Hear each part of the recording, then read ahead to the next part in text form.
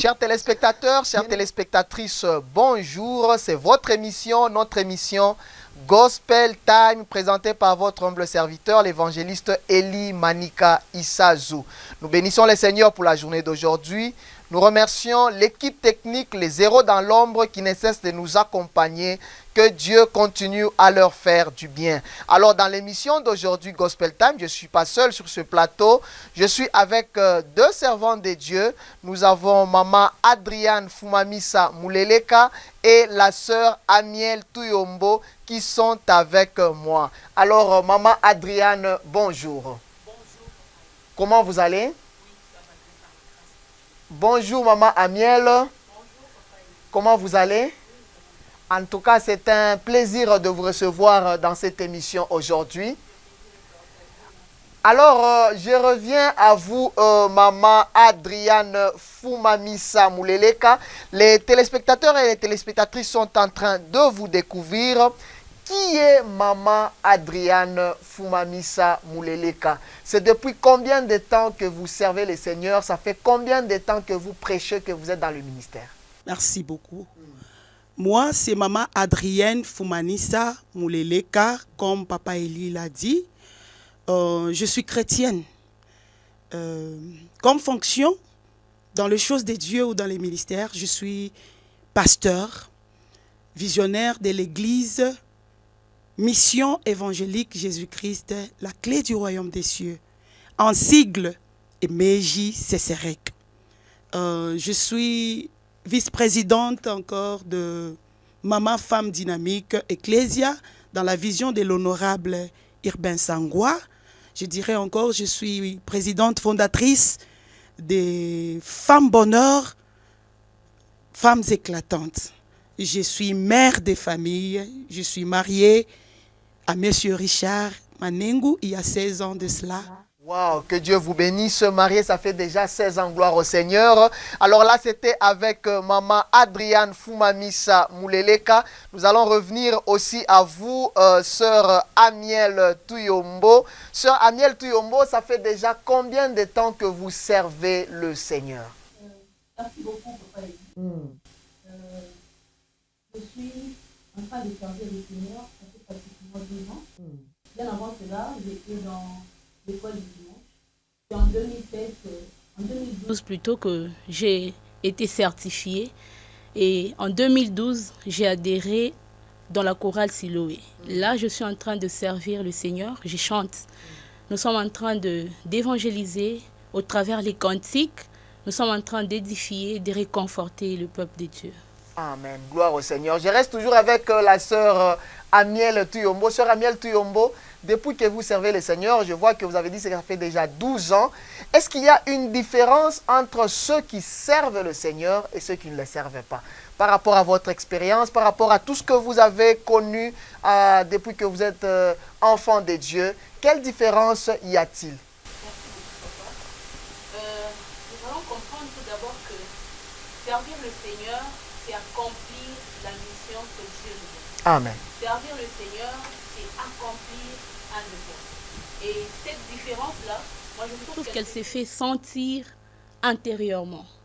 Vous allez voir deux personnes, la personne qui sert le Seigneur et la personne qui ne sert pas le Seigneur. Vous allez comprendre avec moi que quelqu'un qui sert le Seigneur, comme je l'ai dit, est en train d'accomplir la mission que Dieu lui a confiée. Cette personne est en train de faire le pourquoi il a été créé. Et en faisant cela, vous allez voir une certaine satisfaction chez la personne, un calme, une paix intérieure dans la personne.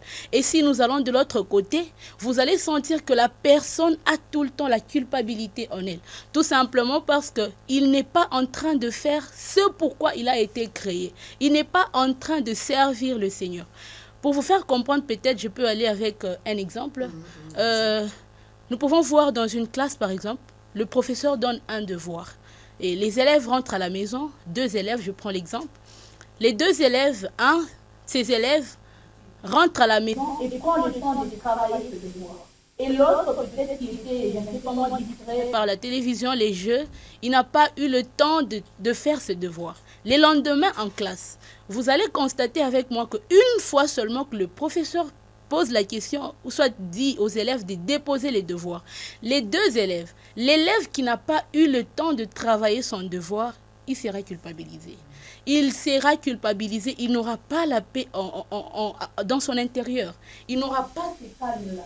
Tandis que l'élève qui a pris le temps de travailler, il sera très à l'aise, il sera très aimé. En tout cas, c'est la même chose avec les personnes qui servent le Seigneur et les personnes qui ne servent pas le Seigneur. Et vous allez comprendre avec moi que lorsque nous servons le Seigneur, nous ne sommes pas accompagnés seulement de la joie, du calme intérieur, mais les Seigneurs accompagnent ces gens-là d'une bénédiction qui est sans chagrin, qui ne s'est fait accompagner pas de difficultés, d'aucun chagrin. Donc, les gens qui servent le Seigneur ont une certaine paix intérieure, un calme dans leur intérieur. Tandis que les autres, ils sont chaque fois culpabilisés, puisque la conscience, chaque fois, nous interpelle. Elle nous demande si nous sommes en train de faire ce à quoi le Seigneur nous a créés. Pourquoi est-ce que le Seigneur nous a créés? Vraiment, enchanté. Merci beaucoup, sœur Amiel Tuyombo, qui était en train de parler sur la différence qu'il y a entre ceux qui servent le Seigneur et ceux qui ne servent pas le Seigneur. Alors, je reviens à vous, maman Adriane Fumamisa Muleleka. Maman Adriane, si je vous ai bien suivi, vous dirigez une église. En fait, ça fait partie, cette église, elle est dans une communauté ou c'est une église indépendante? Pouvez-vous parler de l'église en question? Merci beaucoup pour la question. Alors, j'aimerais d'abord répondre à cette question que vous m'avez posée. Quand est-ce que j'ai commencé à servir le Seigneur? Il y a combien de temps je suis dans le ministère? Alors, servir le Seigneur, j'ai commencé depuis le bas âge, quand j'étais chez nous, parce que je suis enfant pasteur. Mon père fut pasteur, paix à son âme, le feu pasteur Oscar Muleleka. Alors, quand on était enfant chez nous, déjà, il nous apprenait Dieu. On a commencé à servir le Seigneur dès les bas âges. Mais en grandissant, avec la conscience, c'est là où on a pris les choses de Dieu à main. Vraiment, on est entré dans le ministère il y a 7 ans. Le ministère, il y a 7 ans que j'ai commencé à servir le Seigneur de moi-même en tant que femme leader. Alors, l'église que je suis en train de diriger, ce n'est pas une église... non, c'est l'église indépendante. Ce n'est pas une église dans une communauté. Non, non. Je suis visionnaire, comme je l'ai dit, quand j'étais en train de me présenter. L'Éternel Dieu m'a fait grâce, il m'a donné l'appel, il m'a donné la vision. Donc, l'église MJCCREC, c'est moi porteuse de la vision. Elle est indépendante. Elle se trouve où exactement? Nous sommes sur route Kassapa, au niveau des géologies, la 2e avenue et 2e parcelle. Sur route Kassapa. Et à ce jour, est-ce qu'il y a quelques extensions de cette église ou vous n'avez qu'une seule église là au niveau de Kassapa? Nous n'avons qu'une seule église. On a commencé il y a 4 ans. Il y a 4 ans. Alors, maman Adriane Fumamisa Muleleka, ça fait autant d'années que vous prêchez donc la parole de Dieu. Nous notons en vous le maintien dans l'onction, dans la grâce. Et vous faites partie des modèles au niveau de cette ville de Lubumbashi. Quel conseil pouvez-vous donner aux jeunes serviteurs, les jeunes servantes de Dieu, qui sont en train de grandir, qui sont en train de monter, afin que ceux-ci puissent aussi se maintenir dans l'onction, puissent traîner dans les choses de Dieu? Merci beaucoup pour cette question. Je dirais, quand on parle de se maintenir dans l'onction, premièrement, je prends le mot maintenir. Quand on parle de se maintenir, autrement dit, on est en train de parler de comment se garder. On est en train de parler de comment se préserver, de comment conserver. Alors, la question est de comment se maintenir dans l'onction. Je dirais le premier conseil, la Bible nous dit dans Osée 4, « Mon peuple périt par manque de connaissances. » Donc, pour se conserver, autrement dit, quand on se conserve, donc on ne se perd pas. Alors, quand on a la connaissance de qui on est, il y a probabilité de ne pas se perdre. Par là, je dirais le premier conseil, un homme de Dieu ou une femme de Dieu qui monte dans les ministères, s'il veut se maintenir dans l'onction, la première des choses, il doit savoir qui il est. En parlant de qui il est, je parle de l'identité. Parce que quand tu connais qui tu es, tu connais où mettre tes pieds, tu connais où mettre ta bouche, tu connais qu'est-ce que tu peux faire et qu'est-ce que tu ne peux pas faire. Par là, je peux donner un exemple. Quand tu es banane, si tu vois les mangues, tu vois les pommes, se précipitent à entrer dans le réfrigérateur ou dans le frigo, tu ne peux pas te dire aussi que je peux entrer. Parce que si tu entres là-bas, les matins, tu n'as plus de valeur. Je ne sais pas si vous comprenez cela. Donc la banane n'a pas de place dans le frigo, dans le congélateur. Parce que si vous mettez ça, le matin, c'est pourri. Par là, je dirais, quand quelqu'un comprend qui il est, il comprend où mettre ses pieds, il comprend bien ses relations, à qui est-ce que je peux parler, à qui est-ce que je peux faire la marche ensemble, parce que la personne se connaît. Elle connaît ses limites. Je peux ajouter un autre exemple. Le feu ne peut pas jouer avec l'eau. Le feu ne jouera jamais avec l'eau. S'il y a un brasero, même s'il y a le feu jusque, mais un seau d'eau peut éteindre le feu. Alors quand tu comprends que moi je suis le feu, je ne peux pas jouer avec l'eau. Par là, je parle de l'identité. Un homme de Dieu doit comprendre qui il est. Il doit comprendre que moi je suis servante de Dieu. Ça, je peux parler. Ça, je peux faire. Ça, je ne peux pas faire. Quand la personne comprend son identité, en tout cas, elle se défend de beaucoup de choses. Elle se maintient, elle se préserve, elle se garde de beaucoup de choses. Ça, c'est la première des choses. Comme on parle de se maintenir dans l'onction. Alors, on ne peut pas seulement comprendre qui on est. On doit aussi comprendre c'est quoi l'onction. Parce que si tu comprends que moi je suis banane, comme l'exemple que j'avais donné. Je suis banane. Alors tu ne comprends pas c'est quoi frigo. Là, il y a un problème. Parce que tu te connais que moi je suis la banane. Et tu ne connais pas c'est quoi les frigos. Là aussi, il y a un problème. Tu dois te connaître et connaître aussi les frigos, comment est-ce que ça fonctionne. C'est par là que je dis, pour se maintenir dans l'onction, la première des choses, on connaît l'identité. Et la deuxième des choses, on doit comprendre c'est quoi l'onction. C'est quoi l'onction? Parce que si on comprend l'onction, c'est quoi?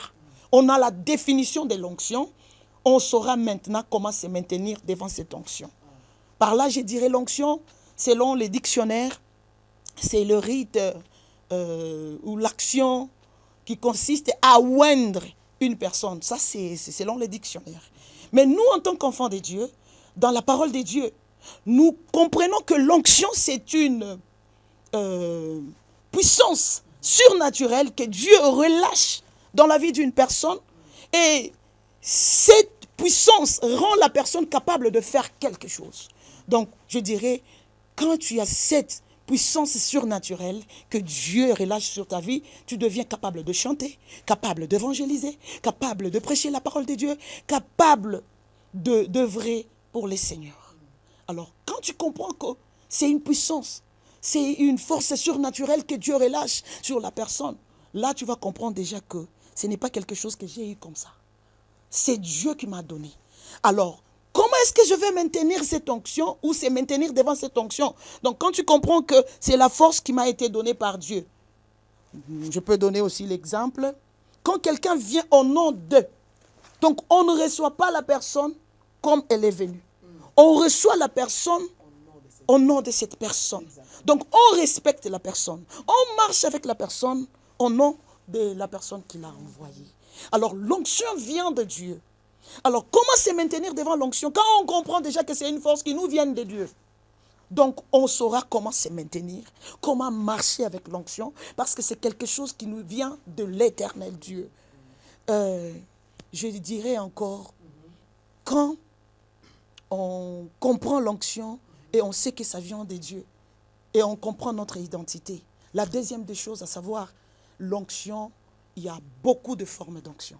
Alors, si tu sais que l'onction vient de Dieu, mais tu travailles sous quel régime d'onction, ça va aussi t'aider à se maintenir dans l'onction. Il y a l'onction de base qu'on appelle. Il y a l'onction par décret. Il y a l'onction par imposition des mains.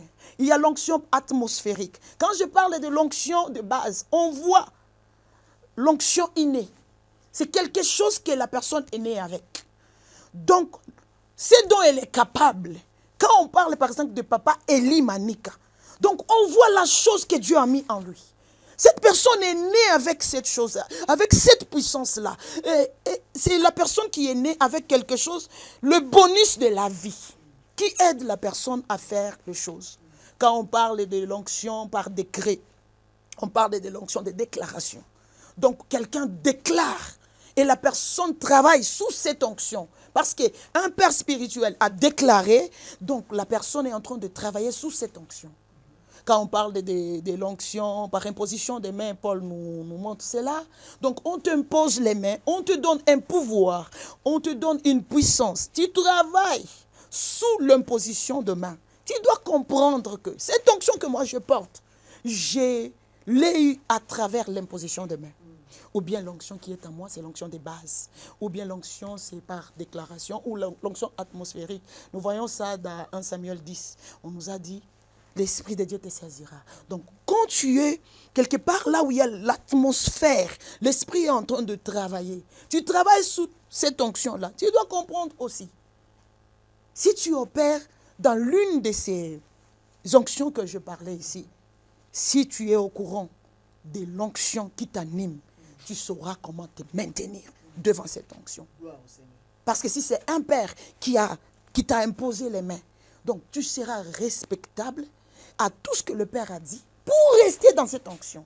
Si c'est quelque chose qui t'a été donné dès les bas âges, tu vas chercher à comprendre comment garder ce qui m'a été donné par Dieu. Parce que c'est cette onction qui fait que je suis capable de chanter, de prêcher, d'opérer. Et je dirais la troisième des choses comme conseil, quand tu connais l'identité, tu connais qu'est-ce que c'est l'onction, tu opères sous quelle onction, et c'est quatrième, tu dois savoir le propulseur d'onction et les tueurs d'onction. Quand une personne connaît donc les tueurs d'onction, quand une personne connaît que ces choses tuent l'onction, elle va se mettre à l'écart avec ces choses.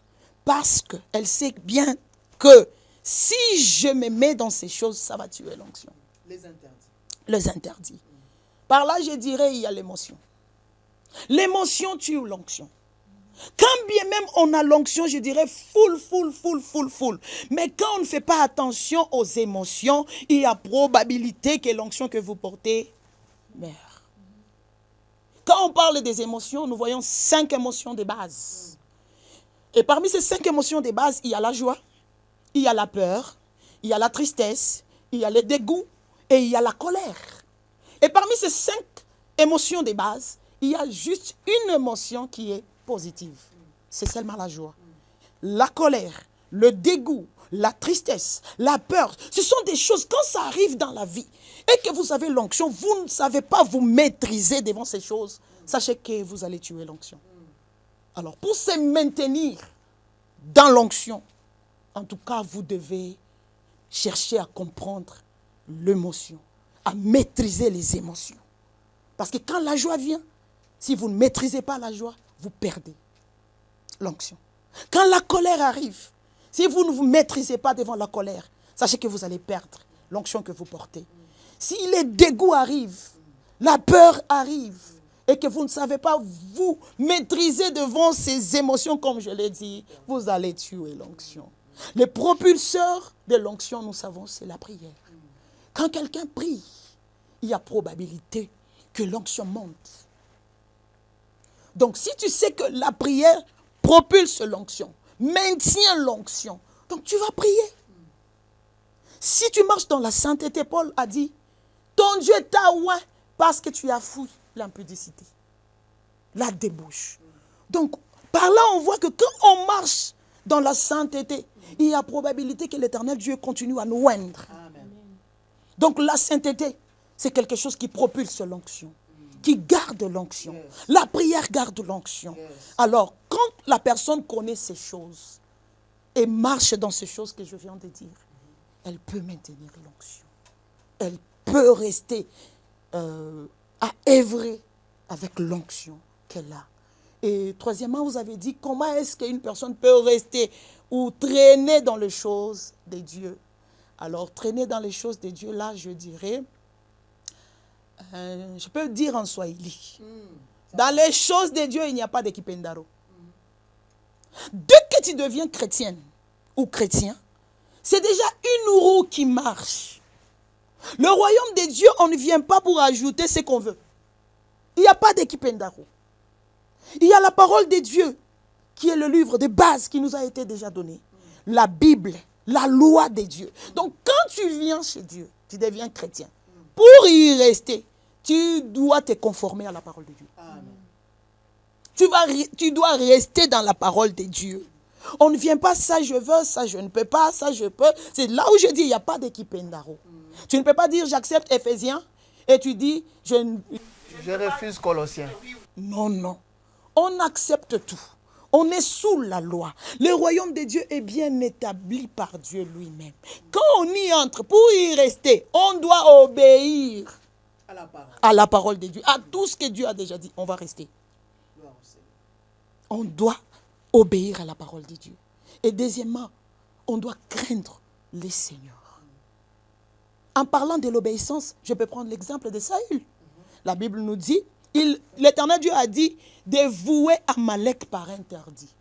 Mais Saül a désobéi. Et il n'est pas resté dans la royauté. Pourquoi? Parce qu'il a désobéi à ce que Dieu a dit. Quand tu viens chez Dieu, tu désobéis, sache que tu ne vas pas y rester longtemps. Tu dois obéir à ce que Dieu a dit. Tu dois craindre l'Éternel. Tu dois craindre la parole de Dieu. Tu dois respecter les principes de Dieu. Parce que Dieu lui-même, il respecte ces principes qu'il a déjà établis. Exactement. Et si Dieu peut respecter les principes qu'il a établis lui-même, alors qui es-tu? Donc quand tu viens chez Dieu, même si tu as l'onction, si tu veux rester longtemps dans les choses de Dieu, tu dois obéir. Tu dois craindre le Seigneur. Tu dois rester dans ce que Dieu a dit. Tu vivras longtemps dans les choses de Dieu. Merci beaucoup. Waouh, maman Adrienne, que Dieu vous bénisse. Bien-aimés dans le Seigneur, maman Adrienne était exactement en train de parler sur plusieurs principes. Elle nous a dit d'abord, pour garder l'onction, pour rester dans les choses de Dieu, garder la grâce de Dieu, nous devons d'abord connaître notre identité. Elle nous a parlé de beaucoup de choses. Elle nous a parlé sur le fait de connaître l'onction. Lorsque nous sommes dans le royaume des cieux, nous devons savoir qu'il y a des principes. Nous devons marcher selon la parole de Dieu. Que Dieu vous bénisse, maman Adrienne, pour tout ce que vous venez de dire. Alors, je reviens à vous, maman Amiel Touyombo. La sœur Amiel, vous évoluez plus dans les chants, c'est-à-dire dans les chorales, dans la musique. Et ça fait plusieurs années que vous chantez au sein de la grande chorale Siloé, je crois. Et aujourd'hui, vous êtes parmi les meilleures adoratrices évoluant au sein de la communauté Frères en Christ Ngarengans. Que faire pour monter, pour impacter dans le ministère des chants? Quel conseil vous donnez exactement aux frères et aux sœurs qui chantent à la gloire de Dieu? Il y a des serviteurs de Dieu, des servants de Dieu qui chantent, qui vous écoutent. Comment est-ce qu'on peut arriver à impacter, à monter dans les ministères des chants? Merci beaucoup, Papa Eli. J'ai aimé ce que vous avez dit, qui chante à la gloire de Dieu. Je vais commencer par là. Nous devons savoir que tout ce que nous faisons en tant qu'enfants de Dieu, nous le faisons pour la gloire de Dieu. Et bien aussi, étant adorateurs, étant adoratrices, nous le faisons pour la gloire de Dieu. Ça, nous ne devons pas oublier. La Bible est en train de dire, elle va trop loin, elle dit, soit donc que vous mangez, même quand vous buvez, toute chose que vous faites, faites-le pour la gloire du Seigneur. Faites-le pour la gloire de Dieu. Vous savez, nous avons tendance à bien commencer par moments, surtout nous les chanteurs. Nous avons tendance à bien commencer, mais par la suite, nous terminons très mal. Nous pouvons commencer tout en rendant gloire à Dieu. Nous avons toujours à l'idée de rendre gloire à Dieu. Mais après, quand nous avons, je ne sais pas moi, beaucoup de vues, beaucoup d'acclamations, nous avons tendance à quitter ce chemin-là. L'apôtre Paul est en train de dire, vous avez bien commencé. Qui vous a arrêté? Ça, nous ne devons pas oublier. Tout ce que nous faisons doit être pour la gloire de Dieu. Et quand le Seigneur sent que dans la chose que cette femme de Dieu, cet homme de Dieu, cette femme ou cet homme est en train de faire, il y a ma gloire, en tout cas, il va y mettre sa main. La deuxième des choses que nous ne devons pas oublier pour monter, pour impacter, étant serviteur de Dieu, étant adorateur, étant adoratrice, nous devons être humbles. L'humilité. Ah, l'humilité, c'est quelque chose. L'humilité, c'est que la Bible dit que Dieu fait grâce aux humbles. En tout cas, si Dieu regarde dans cet adorateur, dans cette personne, il trouve qu'il y a l'humilité dedans, non, le Seigneur va y mettre sa main et vous allez impacter, vous allez monter. Le Seigneur aime quelqu'un qui se confie chaque fois en lui. Il aime quelqu'un qui dit chaque fois, Seigneur, je ne saurais pas en tout cas chanter seul. Je ne saurais pas sans toi, je ne saurais pas faire. J'aimerais que tu chantes avec moi. J'aime ce que Jean a dit. Il a dit que je diminue, que toi tu puisses croître. Que je disparaisse, que toi puisses apparaître en moi. Tout ce que nous sommes en train de faire, quand nous sommes en train de chanter, nous devons nous mettre dans la tête à l'idée que nous sommes en train de faire pour la gloire de Dieu. Et vous savez, quand une personne est humble, quand une personne n'a pas d'orgueil, cette personne est prête à recevoir même les conseils. Cette personne est prête à recevoir des remarques. Et ça nous fait monter. Maman Adrienne a parlé, je ne sais pas, elle a parlé du mentorat par exemple. Vous savez, quand quelqu'un est plein d'orgueil, c'est difficile d'entendre même son mentor. C'est difficile d'entendre son coach. Mais quelqu'un qui est humble, prêt à recevoir les enseignements, il sera là en train d'écouter la personne que Dieu a mis à côté pour le propulser dans sa destinée, pour le propulser dans cette mission que le Seigneur nous a confiée. Nous ne devons pas oublier cette question d'humilité. En troisième lieu, je peux parler de l'intimité. L'intimité, en tout cas, en tant qu'enfant de Dieu, en tant qu'adorateur, nous devons veiller sur ça. Passer du temps seul à seul avec le Seigneur. Passer du temps avec Dieu. Passer du temps en train de parler à Dieu. Et lui, il va nous inspirer. Il va mettre dans nos cœurs ce que nous devons déverser en public. Vous savez, actuellement, les gens aiment bien apparaître en public. Ils aiment créer beaucoup d'impact en public. Mais nous manquons la puissance dans le secret. Si nous n'avons pas des temps d'intimité avec le Seigneur, c'est trop difficile de faire l'impact en public. C'est trop difficile d'opérer en public. Il y a un homme de Dieu qui m'a toujours dit, si tu veux aller plus haut, apprends d'abord à creuser plus bas. Nous pouvons aller chez les constructeurs, ils vont nous expliquer ces phénomènes très bien. Ils peuvent vous dire, non, pour cette maison, en tout cas la fondation, comme ces bâtiments est trop haut, on doit d'abord creuser plus bas la fondation. Donc, pour aller plus haut, en tout cas, si vous n'avez pas de temps d'intimité avec le Seigneur, c'est trop difficile d'impacter. C'est trop difficile de déverser cette onction que Maman Adrienne nous a parlé. Pour déverser cette onction, puisque c'est dans les lieux secrets que le Seigneur nous remplit. C'est dans les lieux secrets que le Seigneur nous équipe. C'est dans les lieux secrets que Dieu met dans nos cœurs, même des cantiques que nous allons chanter en public. Alors, dites-moi, si vous n'avez pas de temps avec le Seigneur, comment est-ce que vous allez impacter en public? Donc, pour me résumer, j'ai dit, pour impacter, pour monter dans les ministères, en tout cas, tout ce que nous faisons, nous devons mettre dans la tête que c'est pour la gloire de Dieu que nous faisons. Même si nous avons des acclamations, même si nous avons des éloges, mettons en tête que ce que je fais là, je chante, c'est pour la gloire du Seigneur. La question d'humilité est très importante pour monter. Je peux vous donner l'exemple d'un verre. Si nous prenons un verre d'eau, un verre plein d'eau, et nous essayons encore de mettre de l'eau. En tout cas, je ne sais pas, l'eau n'aura pas de place, ça va se déverser. C'est la même chose avec la personne pleine d'orgueil. Alors, si la personne est humble, c'est comme un verre vide. Et le Seigneur trouve que non, cette personne est vide. Je dois la remplir, je dois mettre en elle les choses qu'elle va déverser en public. Donc la question d'humilité est très, très, très importante. Et sans oublier aussi les moments intimes, les temps intimes que nous passons avec le Seigneur. C'est dans le secret que nous prenons la profondeur. C'est dans le secret que le Seigneur nous équipe. Il nous donne des paroles, il nous donne des chants que nous, à notre tour, nous viendrons et nous allons déverser dans le public. Gloire au Seigneur. Alors, bien-aimés dans les Seigneurs, je rappelle aux chères téléspectatrices et téléspectateurs que nous sommes en train de recevoir aujourd'hui dans notre émission Gospel Time, deux servantes de Dieu qui nous parlent de différents sujets. Alors je reviens donc à vous, maman Adriane Foumani Samuleleka. Vous êtes responsable d'une église locale ici à Lubumbashi. Quel conseil donneriez-vous aux femmes, aux sœurs en Christ qui obéissent à tout ce que disent leurs pasteurs? Je répète donc, à tout ce que disent leurs pasteurs, ces femmes, ces sœurs sont prêtes à obéir, mais qui n'obéissent pas à leur mari. Quel conseil donnez-vous à toutes ces femmes qui quittent le matin et qui rentrent tard à la maison parce qu'elles sont intercesseurs à l'église? Chaque jour, elle est à l'église et lorsqu'on doit faire des remarques, lorsque le mari a quelque chose à dire, la femme va dire « ne touchez pas à mes oins ». Voilà ce que la femme va répondre à son mari.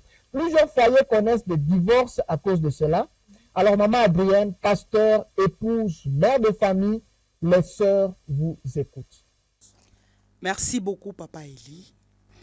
Je dirais premièrement, Proverbe nous dit, Proverbe 14 nous dit, une femme sage bâtit sa maison et l'insensé la renverse de ses propres mains. Alors, vous êtes en train de dire qu'est-ce que je peux conseiller ou dire aux femmes qui obéissent à leur pasteur et sans obéir à leur mari. Premièrement, je veux dire, il y a le problème qui part en deux volets. Il y a les pasteurs aussi qui est problématique dans ça. Et il y a aussi la femme qui est problématique dans ça. La première des choses, la femme doit savoir que elle est obligée, c'est une obligation d'obéir à son mari. Si et seulement si, ce que son mari est en train de dire ou de faire, ça va avec la parole de Dieu. Par là, je dirais, tu ne peux pas obéir à tout ce que ton mari te dit. S'il te dit, viens, on va voler, tu vas partir voler. C'est par là que j'ai dit, elle va obéir obligatoirement à tout ce que son mari dit, si ça part avec la parole de Dieu. Mais si son mari est en dehors de la parole de Dieu, là, la femme doit lui dire, mon mari, écoute, ça, je ne peux pas, parce que c'est en dehors de la parole de Dieu. Tu ne peux pas me dire de voler parce que tu es mon mari, je dois obéir. Tu ne peux pas me dire de faire ceci, cela, qui n'est pas dans les choses de Dieu, je dois obéir parce que je suis ta femme. Non. Alors, la femme doit savoir que quand elle continue à désobéir à son mari, dans ce que la Bible nous dit d'obéir devant nos maris, elle est en train de pécher. Voilà.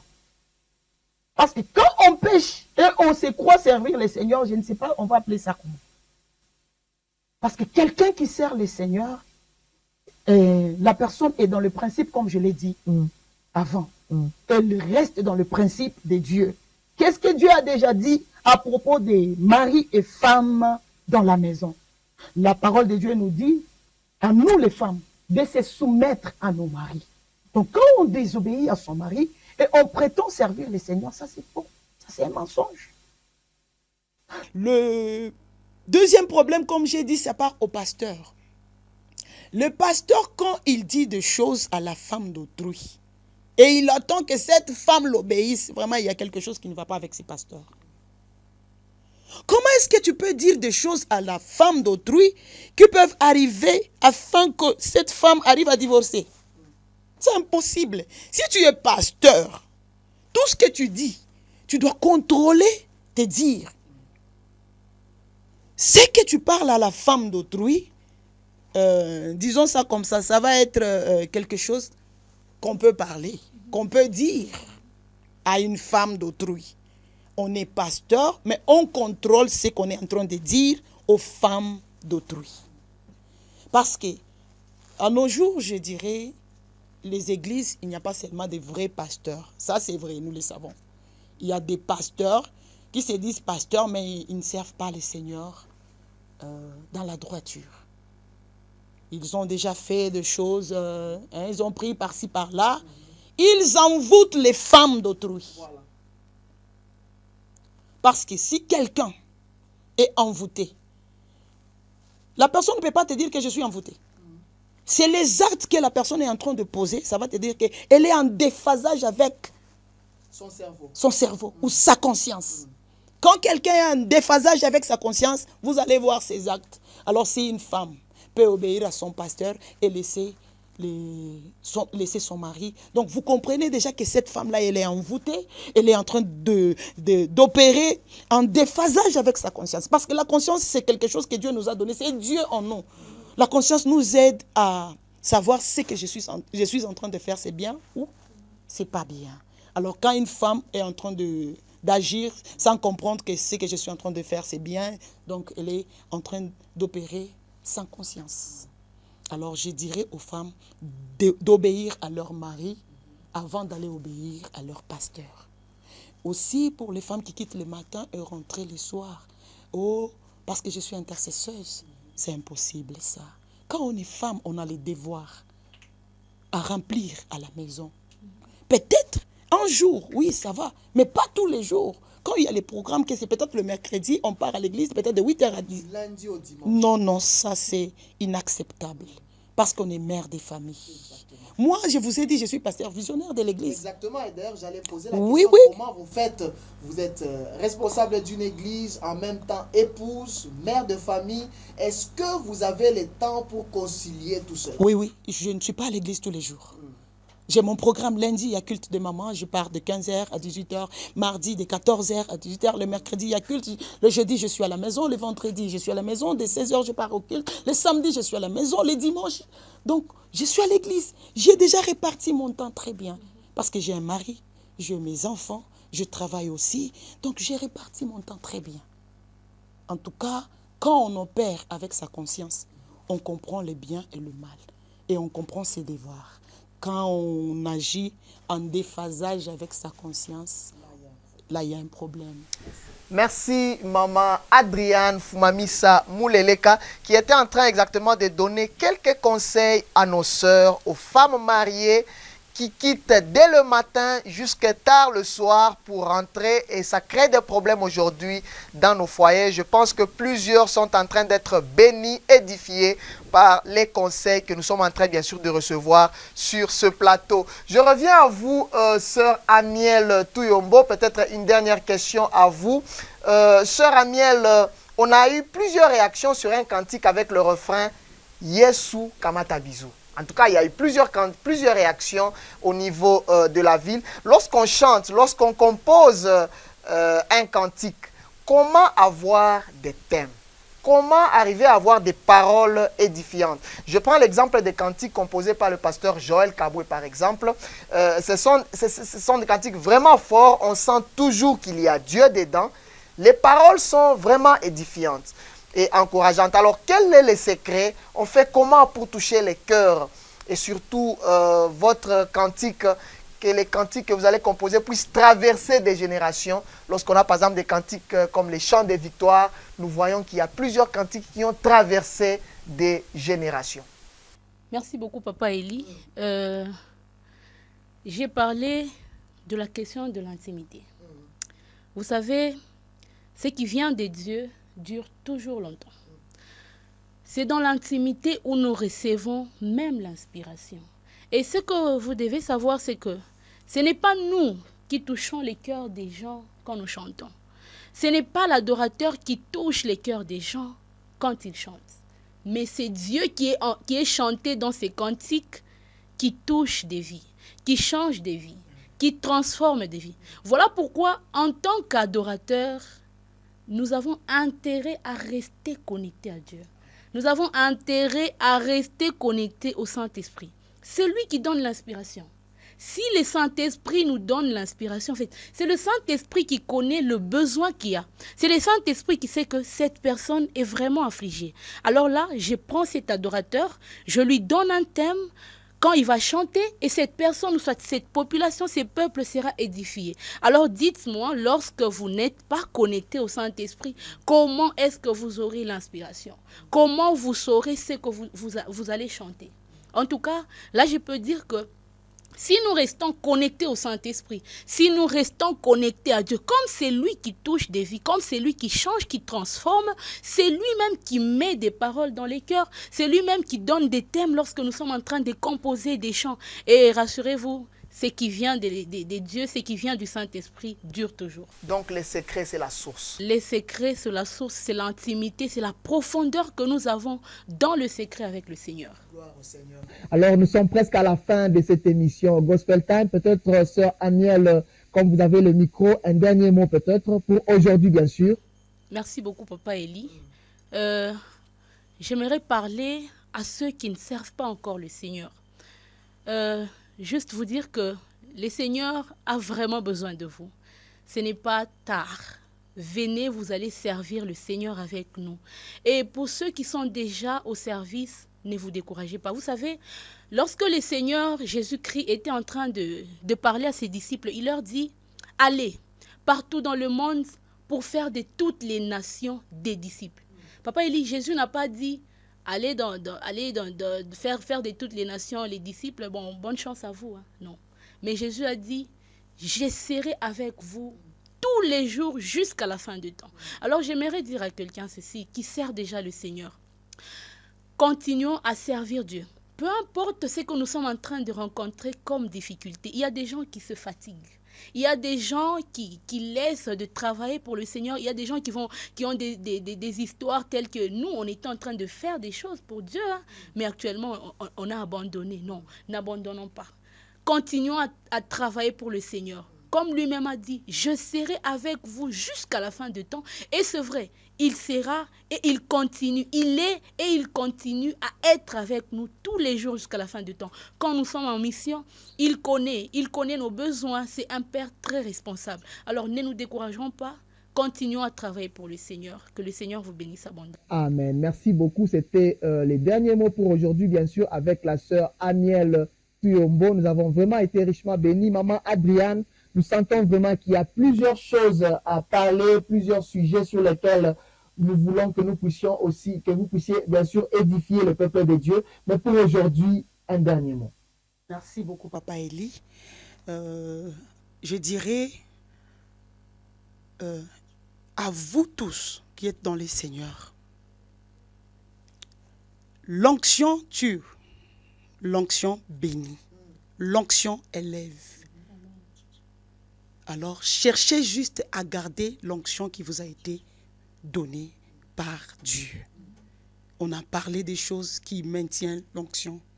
Alors, j'appelle le chrétien à rester dans les Seigneurs et à chercher à garder l'onction de Dieu tout en respectant les principes de Dieu. L'Éternel Dieu n'est pas injuste. Il nous aime tous. Une seule chose que nous savons, il est derrière sa parole pour l'accomplir. Il reste dans ses principes. Quand tu sers les Seigneurs, cherche à rester dans la parole de Dieu, dans les principes de Dieu.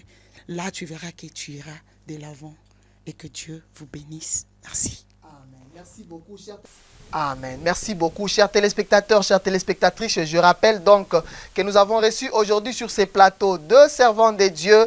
Nous avons reçu la sœur Aniel Tuyombo, qui est adoratrice et chantre de l'Éternel au niveau de la communauté Frères en Christ Ngarenganze. Elle est chantre dans la chorale Siloé. Et nous avons aussi reçu la servante de Dieu, Maman Adriane Fumamisa Mouleleka, qui est responsable de l'église MEJCCRC. Elle nous a dit ici que l'église se trouve du côté Kassapa. Nous avons été richement bénis par leurs interventions. Que Dieu vous bénisse.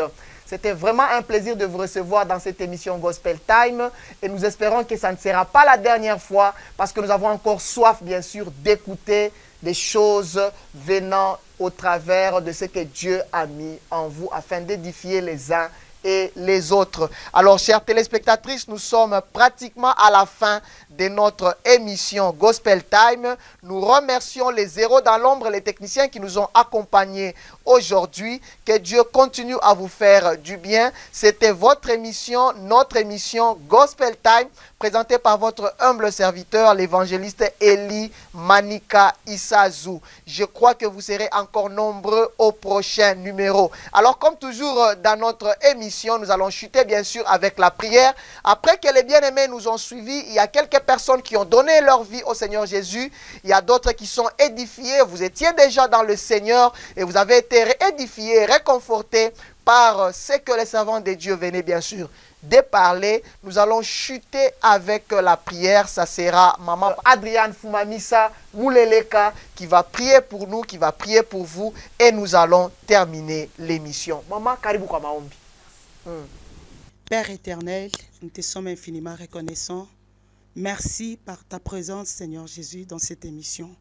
Tu as été avec nous au début jusqu'à la fin comme l'alpha et l'oméga. Merci, Seigneur. Nous te rendons grâce parce que nous savons que tu es là. Tu nous as donné des choses à donner parce qu'on donne ce qu'on a. Quand on a la vie de Dieu, on communique la vie de Dieu. Quand on a l'Esprit de Dieu, on communique l'Esprit de Dieu. Merci parce que tu es en nous et tu as communiqué quelque chose avec ton peuple. Et nous disons encore merci pour toute l'équipe que tu nous as donnée en ces jours, Seigneur Jésus, pour propulser ta parole. Nous disons merci pour Papa Élie et nous disons merci à toutes les personnes qui sont à la technique. Que Dieu vous soit favorable. Que l'Éternel Dieu continue à vous bénir et nous prions pour toute personne qui va écouter cette émission, qui va écouter ce qu'on a dit dans cette émission. Que l'Esprit de Dieu touche son cœur, que cette personne arrive à comprendre ce qu'on a dit et retourner dans le bon chemin pour bien servir le Seigneur. En tout cas, nous disons merci à Dieu, nous disons merci à tout le monde et nous bénissons le Seigneur en acclamant Jésus. Amen. Amen. Merci beaucoup. Merci.